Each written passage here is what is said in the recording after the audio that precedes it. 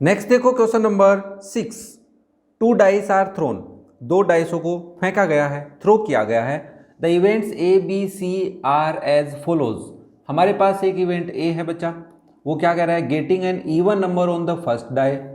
B क्या कह रहा है, getting an odd number on the first die, ठीक है। सी क्या करता है, getting the sum of the numbers on the dice less than equal to 5। Describe the events, ये इवेंट्स बताने हैं। बहुत आसान सा क्वेश्चन होने वाला है, इतना डिफिकल्ट नहीं है। हाँ, लेंथी जरूर बता सकता हूँ क्योंकि लिखना बहुत कुछ पड़ेगा अपने को इसके अंदर। तो सबसे पहले हम रैंडम एक्सपेरिमेंट की बात करते हैं कि हमारा रैंडम एक्सपेरिमेंट क्या है। किसकी बात करते हैं बच्चा, रैंडम एक्सपेरिमेंट की। तो मैं यहाँ पे बोलूँगा कि मेरा रैंडम एक्सपेरिमेंट है क्या बच्चा, तो आपने कहा सर आपका रैंडम एक्सपेरिमेंट या अपना रैंडम एक्सपेरिमेंट इस क्वेश्चन में है 2 डाइस आर थ्रोन, 2 डाइसों को फेंका गया है। तो टोटल कितने आउटकम होंगे, याद करो जल्दी से सर, 6 की पावर 2 36 आउटकम्स होंगे। क्या ये बात समझ में आई क्या? हाँ, कोई दिक्कत नहीं है। तो मैंने कहा सैंपल स्पेस लिखेंगे तो क्या करेंगे, 1,1, 1,2, 1,3, 1,4 ऐसे लिखेंगे सर। 1,5, 1,6। इस बात का मतलब क्या है, पहली डाइस पे 1, दूसरी डाइस पे 1, पहले डाइस पे 1, दूसरी डाइस पे 2। तो ये पूरी रो क्या है, फर्स्ट डाइस पे 1 है, सेकंड डाई पे नंबर चेंज कर रहे हैं। सिमिलरली सेकंड रो में क्या करेंगे, फर्स्ट डाई पे 2 फिक्स कर दिया, सेकंड डाई पे नंबर चेंज कर देते हैं। ये पॉसिबिलिटीज़ हैं हमारे पास। क्या ये बात समझ में आ रही है क्या भाई? अब तक तो सीख गए होंगे, बहुत सारे 1-2 क्वेश्चनों में हमने पहले भी तो लिखा है इनको कि कैसे लिखना होता है, और बहुत सारे क्वेश्चन भी किए हैं। सिमिलरली थर्ड रो में क्या करूँगा, 3,1, 3,2, 3,3, 3,4, 3,5, 3,6। ओके। फोर्थ रो में क्या होगा, 4 फिक्स कर लेंगे तो 4,1 हो जाएगा, 4,2, 4,3, 4,4, 4,5, 4,6। ओके। फिफ्थ रो में क्या होगा, 5,1, 5,2, 5,3, 5,4, 5,5 एंड 5,6। और लास्ट रो में फर्स्ट डाइस में 6 आया होगा, सेकंड डाई पे 1, फर्स्ट डाई पे 6, फिर 2, 6, 3, 6, 4, 6, 5, 6, 6। तो सर हमने सैंपल स्पेस तो लिख दिया, ठीक है भाई, ये हमारा हो गया सैंपल स्पेस अपने एक्सपेरिमेंट का। नाउ अब हम इवेंट ए को डिफाइन करेंगे और वहीं पे मजा आने वाला है। बहुत आसान सा इवेंट ए है, मैं नेक्स्ट स्लाइड पे लेके चलता हूं तुम्हारे को। इवेंट ए क्या कह रहा है तुम्हारे को, getting an even number on the first die. पहली डाई पे इवन नंबर आना चाहिए। तो क्या फर्स्ट रो में पहली डाई पे इवन नंबर आ रहा है, नहीं आ रहा, तो पहली रो नहीं लेनी।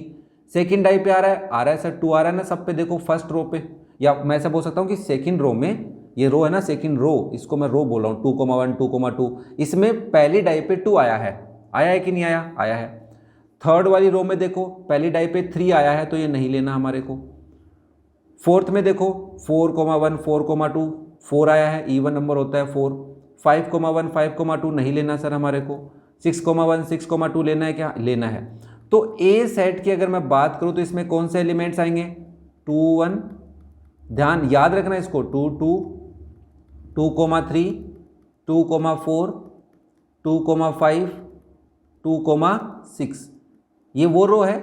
ये मैंने क्यों लिखा है, क्योंकि इन सभी में फर्स्ट डाई में इवन नंबर आया है 2। फिर लेंगे 4,1, 4,2, 4,3, 4,4, 4,5, 4,6, ठीक है, 4 आया है सब पे। फिर लास्ट में 6,1, 6,2, 6,3, 6,4, 6,5 एंड 6,6। मैं तुम्हारा टाइम ज़्यादा नहीं लूँगा इस बार, टेंशन मत लो, टाइम लेंगे ही नहीं हम, बस मेरे को ये सेट बनाने में टाइम लग सकता है कि इवेंट्स कौन कौन से होंगे, इवेंट्स में एलिमेंट्स क्या होंगे। क्लियर है क्या सबको? ए इवेंट में क्या क्या आएगा, ये क्लियर है क्या? नेक्स्ट देखो हम इवेंट बी की बात कर लेते हैं अब, है ना। इवेंट बी क्या है हमारे पास, सर इवेंट बी है, कहाँ गया बी, ये रहा, getting an odd number on the first die. पहली डाई पे ओड नंबर आना चाहिए, तो आप कहेंगे फर्स्ट रो में आ रहा है, सेकंड रो में नहीं आ रहा, थर्ड रो में आ रहा है, 3 आ रहा है, सब में ओड नंबर है 3, 4 एक ओड नंबर नहीं है, 5 एक ओड नंबर है, 6 एक ओड नंबर नहीं है। तो आपने कहा बी जो इवेंट है उसमें एलिमेंट्स क्या होंगे, 1,1, 1,2, 1,3 होगा, 1,4 होगा, 1,5 होगा, 1,6 होगा। ओके, फिर 3,1 होगा, 3,2 होगा। है ना, जल्दी बताओ मेरे को, समझ में आ रहा है कि नहीं आ रहा।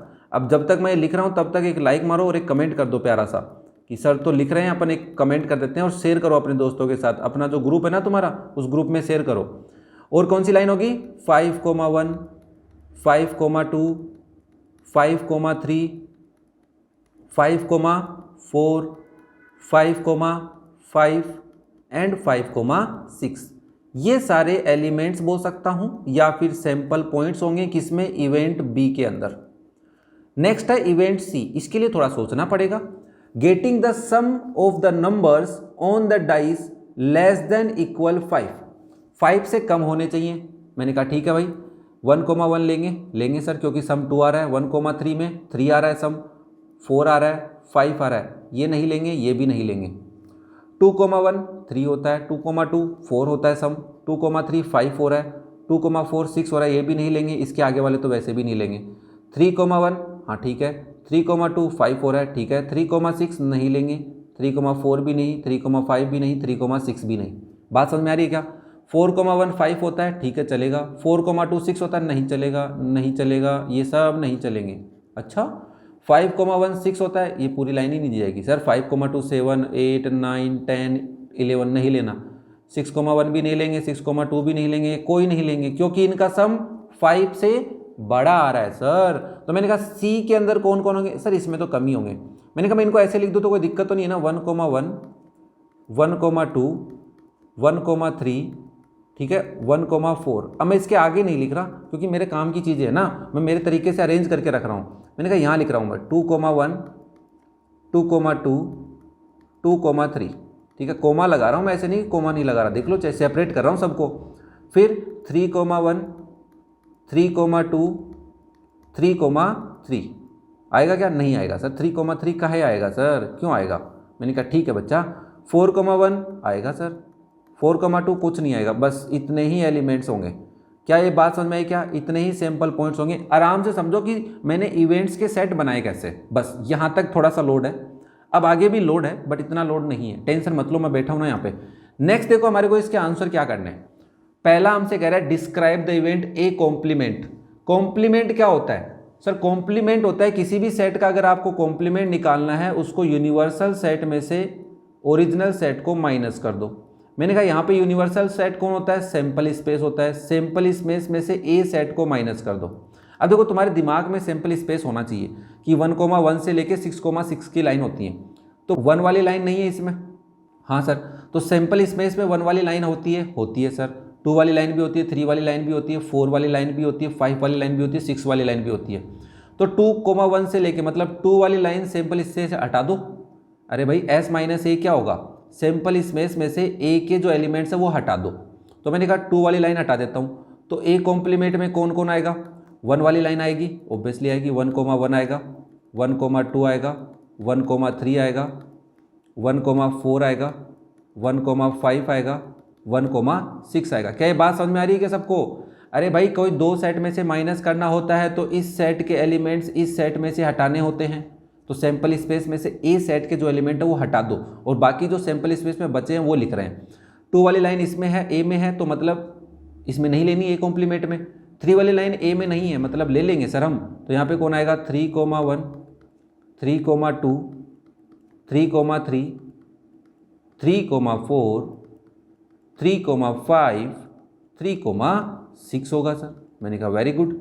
फिर बोला सर देखो ए में 6 वाली लाइन है तो ए कॉम्प्लीमेंट में 6 वाली लाइन नहीं होगी बट 5 वाली लाइन तो होगी क्या। मैंने कहा हाँ होगी ना। 5,1, 5,2, 5,3, 5,4, 5,5 एंड 5,6। क्या ये बात समझ में आया, कॉम्प्लीमेंट मैंने कैसे निकाला। तो ये हो गया हमारा ए कॉम्प्लीमेंट। बस ये बात तुम्हें पता होनी चाहिए कि जब किसी भी 2 सेट में माइनस करते हो, सब्ट्रैक्शन होता है ना, माइनस का साइन होता है, तो इस ए के एलिमेंट इस सैंपल स्पेस में से हटाने हैं। बाकी जो सैंपल स्पेस में बचेंगे वो लिख देंगे। ठीक है, नेक्स्ट इसका सेकेंड पार्ट देखो, नोट बी। नोट बी का मतलब क्या है सर? मैंने कहा बच्चा नोट बी का मतलब है बी कॉम्प्लीमेंट। अच्छा, बी नहीं होना चाहिए, तो बी का कॉम्प्लीमेंट वो ही होता है जिसमें बी नहीं होता। और बी कॉम्प्लीमेंट कैसे निकालेंगे? एस में से बी माइनस कर देंगे। ओके, मैंने कहा फर्स्ट पार्ट में तुमने एक चीज़ नोटिस की क्या? बोला क्या? मैंने कहा ये क्या आए हैं 1,1, ये ओड नंबर वाली लाइन आ रही है क्या? हाँ, तो इसका मतलब मैं इसको बी लिख सकता हूँ। फिर चेक कर लो भाई, बी क्या है तुम्हारा, ये रहा तुम्हारा बी।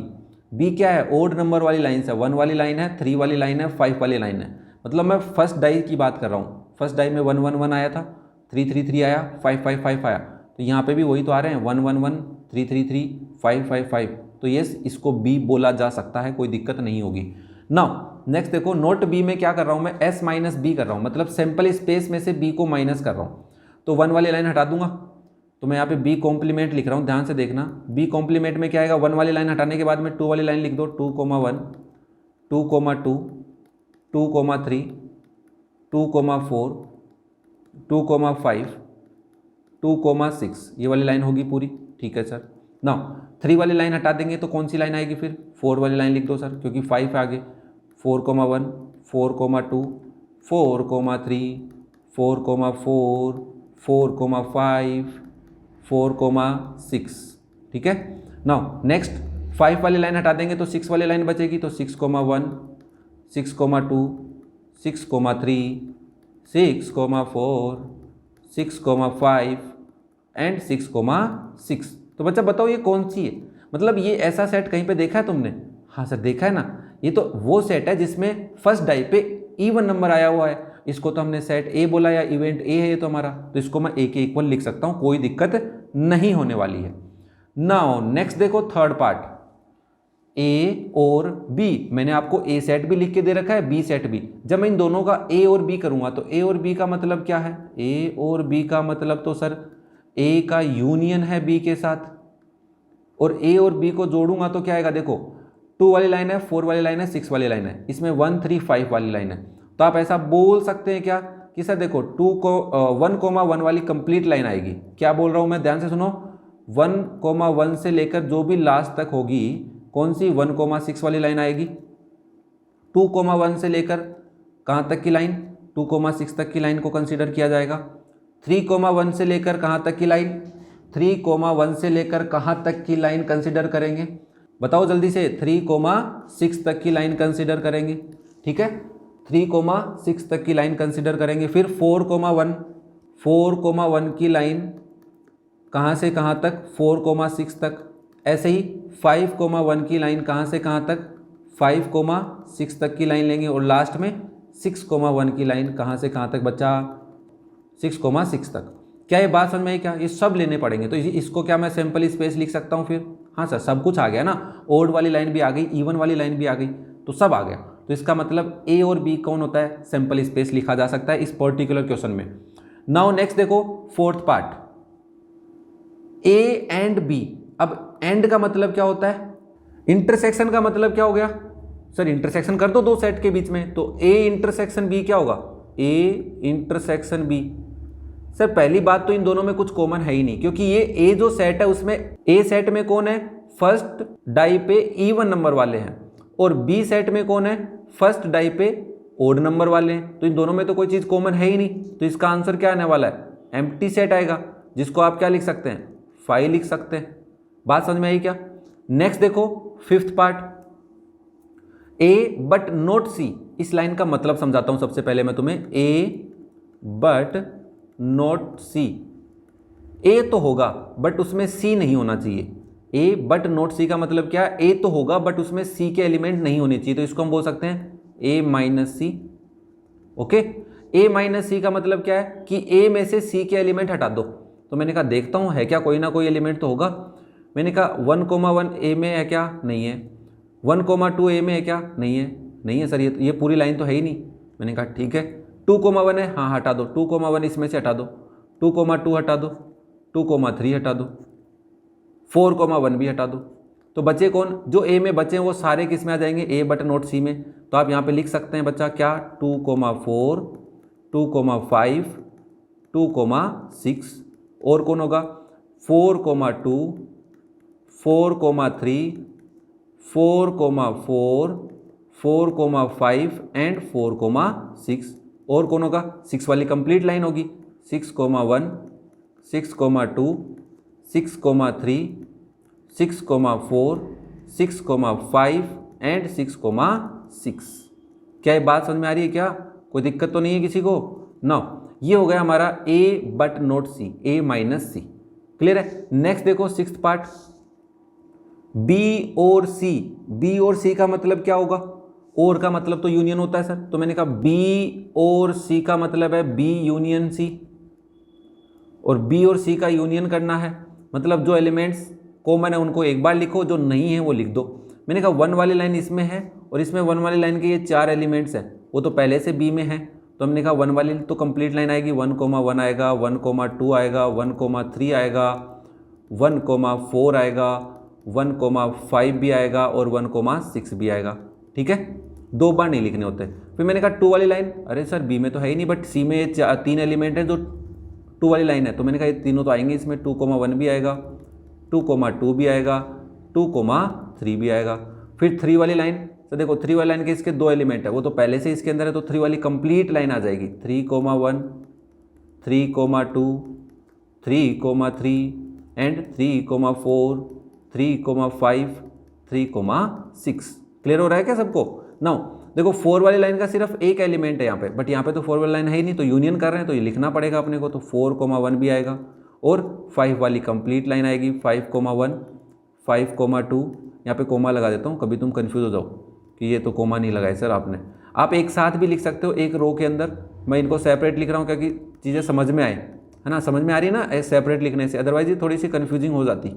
ठीक है ना, ये हमारा हो गया क्या सर? बी और सी, जिसको हम बी यूनियन सी के नाम से जानते हैं। Next 7th part, A intersection B complement intersection C complement. मैंने कहा ए तो है मेरे पास, बी कॉम्प्लीमेंट नहीं है, तो मैंने कहा बी कॉम्प्लीमेंट क्या होता है? बी कॉम्प्लीमेंट का मतलब है सैंपल स्पेस में से बी को हटा देना, और सैंपल स्पेस में से फर्स्ट डाई पे ओड आने वाले सारे नंबर हटा दूंगा तो इवन आने वाले नंबर ही बचेंगे, तो इसको तो मैं ए लिख सकता हूँ। अरे भाई बी कॉम्प्लीमेंट क्या है? ए है। तो मैंने कहा इस पूरी लाइन का मतलब क्या है? देखो ध्यान से देखो, A intersection B complement intersection C complement, तो बी कॉम्प्लीमेंट की जगह तो ए लिख सकता हूँ, तो इसका मतलब हो गया A intersection A intersection C complement. और 2 सेट का इंटरसेक्शन वो खुद सेट ही बन जाता है। भाई देख ए के अंदर क्या है, मान ले एक बार के लिए 1, 2, 3 है, और बी के ए का खुद का दोबारा ए लिखा मैंने, वो भी क्या है 1, 2, 3 है। तो इन दोनों का अगर मैं इंटरसेक्शन करूँगा तो क्या कहना चाहता हूँ मैं, इंटरसेक्शन में जो कॉमन है उनको ही तो लिखना होता है और एक बार ही लिखना होता है, तो 1, 2, 3 आएंगे आंसर में। तो इसका मतलब वापस से वही सेट निकल के आ गया। हाँ सर बात तो आपकी सही है। तो मैंने कहा ए इंटरसेक्शन ए क्या हो गया? ए ही हो गया। ए यूनियन ए बी क्या होता है? ए ही होता है। ठीक है, तो आप यहाँ पे लिख सकते हैं ए का इंटरसेक्शन करना है सी कॉम्प्लीमेंट के साथ। मैंने कहा सी कॉम्प्लीमेंट कहाँ है? आपने कहा ये रहा, देखो सर ये तो सी है, और सी कॉम्प्लीमेंट का मतलब है सैंपल स्पेस में से सी को माइनस कर देना। ध्यान से देख लेना, देखो लास्ट पार्ट बचा है इसका। मैंने कहा सी को माइनस करने का मतलब है 1 वाली जो लाइन है उसमें 1, 1, 1, 2, 1, 3, 1, 4 के अलावा कौन बच गया? तो आपने कहा देखो सर 1,5 बचा, 1,6 बचा। 2 वाली लाइन में 2, 1, 2, 2, 2, 3 के बाद में कौन बचा? 2, 4 बचा, 2, 5 बचा, 2, 6 बचा। ध्यान से समझ लेना, बड़े काम की चीज़ है।